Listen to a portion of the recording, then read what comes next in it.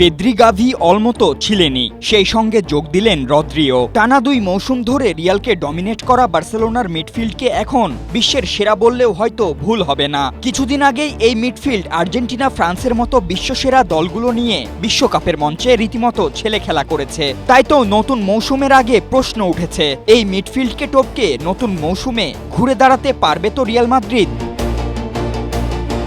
বার্সেলোনার এই মিডফিল্ডের সবচেয়ে বড় শক্তি হচ্ছে ম্যাচের টেম্পো নিয়ন্ত্রণ।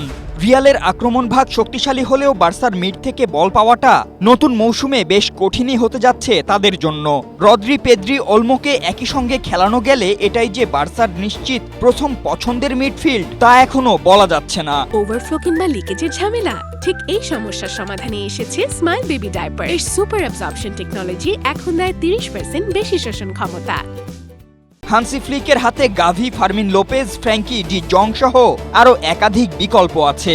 ফলে প্রতিপক্ষ ম্যাচের পরিস্থিতি কিংবা খেলোয়াড়দের ফিটনেস অনুযায়ী বদলাতে পারে মাঝমাঠের কাঠামো। যদিও রদ্রির ক্ষেত্রে বড় প্রশ্ন থাকছে, দীর্ঘ ইনজুরি কাটিয়ে পুরো মৌসুমে তিনি কতটা ধারাবাহিক থাকতে পারেন। তবে ফ্লিকের বিশ্বাস, রদ্রি শুধু বার্সার মাঝমাঠকে শক্তিশালী করবেন না, দলের অন্য খেলোয়াড়দেরও আরও ভালো করে তুলবেন। অন্যদিকে রিয়াল মাদ্রিদকে ব্যাকফুটে ঠেলে দেওয়ারও সুযোগ কম, কারণ মরিনহোর হাতে অস্ত্রের অভাব নেই। বেলিংহ্যাম, ভালভার্দে, কামাভিঙ্গা, চুয়েমেনি, এর সঙ্গে যোগ হয়েছে ম্যানচেস্টার সিটির সাবেক অধিনায়ক বের্নার্দো সিলভা। যদিও ক্রুস, মদ্রিচ পরবর্তী মাঝমাঠ এখনও সেই নির্দিষ্ট নিয়ন্ত্রকের জায়গাটি পুরোপুরি সমাধান হয়েছে কিনা সেটা অনিশ্চিত। আর তাই তো মরিনহো প্রি সিজনে একাধিক কম্বিনেশন পরীক্ষা করেছেন, এমনকি বের্নার্দো সিলভাকে কামাভিঙ্গার সঙ্গে ডাবল পিভটেও খেলিয়েছেন। আর এখানেই মরিনহোর সবচেয়ে বড় পরীক্ষা। বার্সেলোনা যদি বল দখলে রেখে ম্যাচের গতি নিয়ন্ত্রণ করতে চায়, রিয়ালকে হতে হবে আরও সংগঠিত। রদ্রিকে প্রেস করে অস্বস্তিতে ফেলতে হবে, পেদ্রির পাসিং লেন বন্ধ করতে হবে এবং অলমোকে ফাঁকা জায়গা দেওয়া যাবে না। অন্যদিকে বল যখন রিয়ালের পায়ে থাকবে, তখন বেলিংহ্যাম, ভালভার্দে, বের্নার্দোর মতো খেলোয়াড়দের মাধ্যমে দ্রুত ট্রানজিশন তৈরি করাই হতে পারে মরিনহোর বড় অস্ত্র।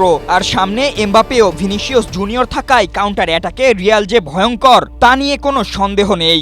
মাঝমাঠে অপশনের অভাব নেই কারোই, তবে তাদেরকে কার্যকরভাবে ব্যবহার করাই এখন ফ্লিক, মরিনহোর প্রধান লক্ষ্য। Fatin Ishrak, Asia post.